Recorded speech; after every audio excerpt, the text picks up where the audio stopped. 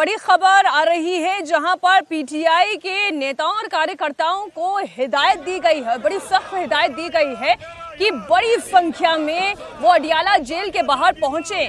Adiala jail तक मुनीर के खिलाफ, शहबाज के खिलाफ बड़ा मार्च निकाला जाए और जब तक इमरान खान से मुलाकात नहीं हो जाती तब तक चुप होकर नहीं बैठना है। वो तो और बहन वो ये कहती हैं कि मैं अपने भाई से मिले बगैर नहीं जाऊंगी, मुझे सबूत दो कि मेरा भाई ठीक ठाक है। तो क्यों एक बहन ये तकाजा नहीं कर सकती? और जब बहनें ये तकाजा करती हैं, और हम जानते हैं माजी में बहनों पर हाथ भी उठाया गया है वहाँ पे, तो बतौर भाई हमारा वहाँ खड़े रहना फर्ज बनता है। हम बहनों का बिल्कुल पहरा देंगे, जब तक वो रहेंगी हम उनके साथ खड़े रहेंगे। इधर आप देखें, एक तरफ जहां इमरान खान की बहन अडियाला जेल तक मार्च करने की तैयारी में है, तो वहीं इमरान खान की एक्स वाइफ जेमिमा गोल्डस्मिथ ने एक्स पोस्ट पर अपनी बात रखी है। उन्होंने जो लिखा है वो मैं आपके सामने पढ़ देती हूँ।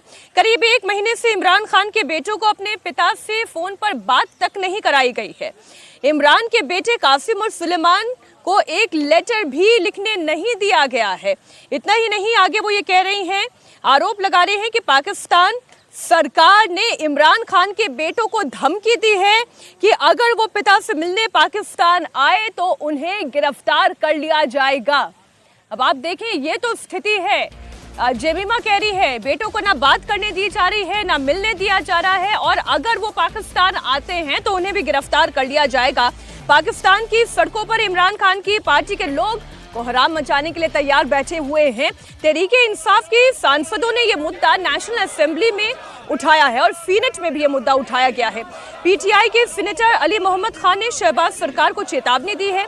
कहा है कि खुदा न खास्ता इमरान खान को अगर कुछ हो जाता है तो फिर पूरा मुल्क जल उठेगा। जेल की मुलाकात इसलिए नहीं होती कि फौज को बड़ी गाली कौन देगा उसको मैं थपकी दूंगा। जेल की मुलाकात इसलिए नहीं होती कि फौज के इदारे को बदनाम करो। जेल की मुलाकात इसलिए नहीं होती कि सोशल मीडिया के ऊपर फौज के सरबराहान, इस कौम के जो कौमी सलामती के इदारे हैं, उनको डिफेम किया जाए। और जेल की मुलाकात का एक जेल मैनुअल मौजूद है। There is no other way. आप गैर कानूनी डिमांड करेंगे वो कभी पूरी नहीं होगी। आज भी मौका है, कल मंगल का दिन है, वकीलों को मिलवा दीजिए, बहनों को मिलवा दीजिए। इतना तमाशा करने की जरूरत ही क्या है? बजाय ये सोर्स पूछने की खबर किसने दी। आप बात करना चाह रहे हैं तो उसको जाके दूर से दिखाई दीजिए, हमें एक आंख से दिखा दीजिए कि हमारा लीडर वो सामने बैठा है। आखिर ऐसी कौन सी चीज है जो आप उसको छुपा के रख रहे हैं? इधर शहबाज सरकार की जो सलाहकार है राणा सनाउल्लाह, उन्होंने भी अपनी तरफ से बात रखी। उन्होंने कहा कि अगर पीटीआई की तरफ से लॉ एंड ऑर्डर को खराब करने की कोशिश होती है तो ऐसी स्थिति में सख्त कार्रवाई की जाएगी। शांतिपूर्ण प्रदर्शन करें, लेकिन पीटीआई का मकसद इमरान से मुलाकात का नहीं है बल्कि इस्लामाबाद पर चढ़ाई करने का है। बोया पेड़ बबूल का तो आम कहां से खाए। इस वक्त पाकिस्तान की वही स्थिति है। आप खुद अपने हाथों से लोकतंत्र की हत्या करते हैं। खुद अब पाकिस्तान अगर जलने के कगार पर आ गया है, सिविल वॉर की स्थिति प्रोफेसर चंद्रचूड़ जी अगर बन गई है पाकिस्तान की, तो फिर इसका जिम्मेदार कौन है? क्यों इमरान खान को नहीं मिलने दिया जा रहा है अपनों से? देखिए, इसका जिम्मेवार कौन है, इसका तो एक पिन पॉइंटेड जवाब देना बहुत मुश्किल होगा, क्योंकि इसके जिम्मेवार तो वो सभी लोग हैं जिन्होंने पाकिस्तान का निर्माण किया और पाकिस्तान की जो व्यवस्था है उस व्यवस्था को जर्जर करने के लिए उन्होंने हमेशा से भूमिका निभाई। चाहे वो जिन्ना हो या जिन्ना से लेकर अभी इमरान खान रहे हों। आज ठीक है कि इमरान खान 845 दिनों से जेल में हैं, लेकिन क्या इमरान खान जब सत्ता में थे तो क्या उन्होंने लोकतंत्र की जड़ों को मजबूत करने की कोशिश की?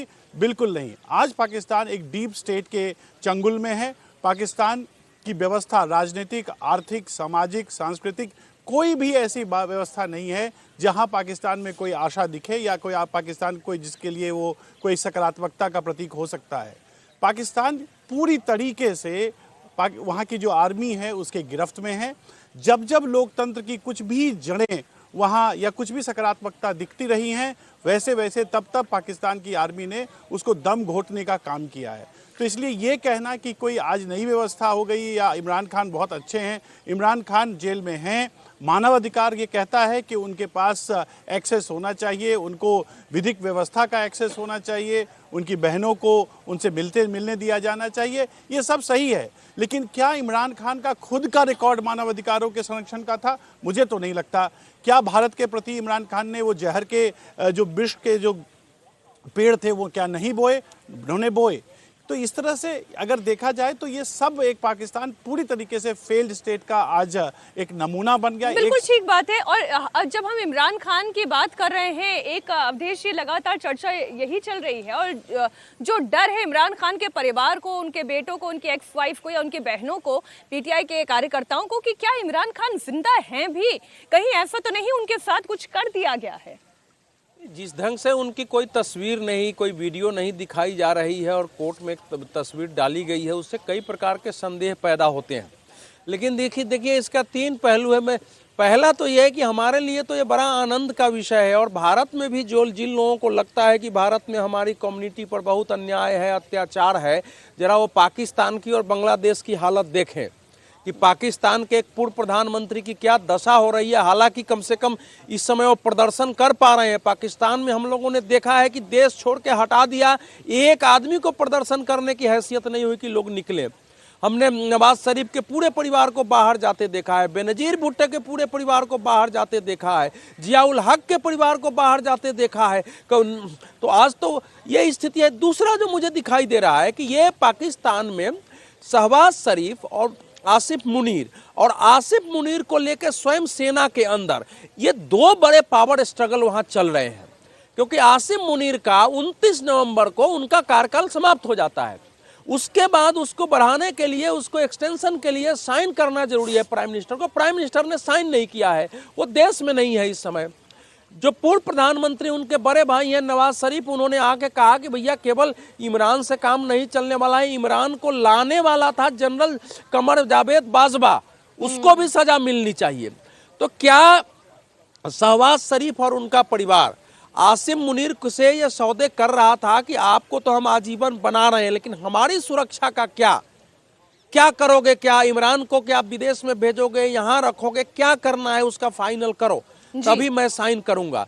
हो सकता है कि सेना के अंदर भी आसिम मुनीर को इतना पावर देने और आजीवन उनको चीफ बनाने और को उसके भी विरोध हो रहा हो। सर, ये जो आप बता रहे हैं इसी से जुड़ी हुई बड़ी खबर है। वजीर आजम, वहां के जो प्रधानमंत्री हैं शहबाज शरीफ, उनसे जुड़ी हुई ये बड़ी खबर। लंदन से वो वापस पाकिस्तान लौट आए हैं। थोड़ी देर में पाकिस्तान में अहम मीटिंग होने जा रही है। इस मीटिंग में मुनीर के भविष्य पर फैसला हो सकता है। जैसा भी हमारे मेहमान अवधेश जी कह रहे थे कि मुनीर का सीडीएफ नोटिफिकेशन को लेकर भी एक असमंजस की स्थिति वहां पर बनी हुई है। अब शहबाज शरीफ, जिनके बारे में ये भी कहा जा रहा था कि वो भी खुद मुनीर के हाथों की कठपुतली हैं, वो खुद डीप स्टेट के हाथों की कठपुतली हैं, अब वो ये नोटिफिकेशन जारी करते हैं या नहीं करते हैं, ये भी आज क्लियर हो जाएगा। मनोज जी, सब इसी बात की सारी रस्साकशी है कि ताकत किसके हाथ में रहेगी और क्या इमरान खान जिंदा है या नहीं। देखिए, ये तो सरकार ही वहाँ के बता पाएगी कि इमरान जिंदा है कि नहीं है, लेकिन जिस तरह की सूचनाएं आ रही हैं उससे तो शंका बना ही हुआ है। पाकिस्तान के लोगों या इमरान खान के समर्थकों के बीच की बात है तो उनमें है ही, और यहाँ मीडिया से लेकर पूरे देश के लोग भी जान रहे हैं कि इमरान खान का क्या स्थिति बनी हुई है। रही बात की स्थितियाँ, पाकिस्तान में हमेशा जो भी पॉलिटिक्स वहाँ किया है वो कहीं न कहीं आर्मी के समर्थन से ही वहाँ की शासन चली है, और जब भी जो शासन है उनका वही अंत हुआ है जब भी वो सेना के विरुद्ध खड़े हुए हैं। अब क्या है कि मुनीर किसी तरीके से चाहेंगे कि वो आगे की अपनी पारी को कैसे शुरू करे, और यही प्रक्रिया को आगे बढ़ाते हुए चाह रहे हैं नवाज शरीफ की हमारे लिए भी कुछ करें।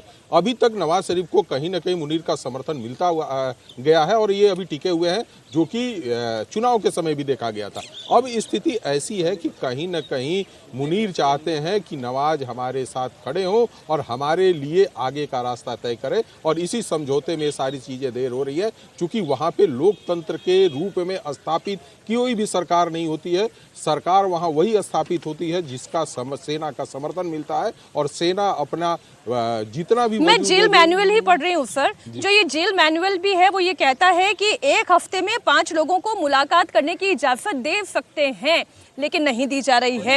इन 5 सुनो, इनके काल में इनको प्रधानमंत्री पद पर लाने वाले वहाँ के आतंकवादी, कट्टरपंथी और सेना थी। इनका चुनाव ऐसा हुआ कि बड़े बड़े पीपीपी के नेताओं का अपहरण कर लिया जाता था। यूसुफ रजा गिलानी पूर्व प्रधानमंत्री, उनके बेटे को आतंकवादियों ने अपहरण कर लिया कि चुनाव में काम मत करो। तो ये आए भी वैसे ही थे। और नवाज शरीफ को जेल किस लिए भेजा गया था? वहां का एक कानून है कि आप जो है ना प्रधानमंत्री थे और आप जो है पार्टी के अध्यक्ष थे, और पार्टी का अध्यक्ष रहना नहीं हमारे संविधान में मान्य नहीं है। पता नहीं कहां से ढूंढ के निकाला, उसके आधार पर कोर्ट ने उनको सजा देके जेल में डाल दिया था।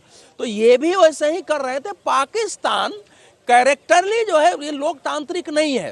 एक मजहब के आधार पर इस्लामिक स्टेट बना। वो जिन्ना साहब के साथ क्या किया? उन्होंने तो कहा कि हमारा देश सेकुलर होना चाहिए।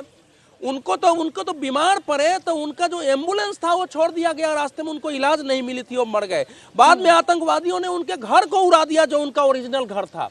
जितने पाकिस्तान के संस्थापक थे उनकी कितनी दुर्दशा में वहां सब मारा है उनको। तो पाकिस्तान में यही होता रहा है, इसलिए हमारे लिए कुछ नया नहीं है। हमारे लिए तो केवल इतना है कि आजकल भारत में जमीयत उलमा हिंद जो खड़ा हो के चिल्ला रहे हैं कि भारत में क्या हो रहा है इस कम्युनिटी के साथ, वो जरा देखें वहां की दशा क्या है।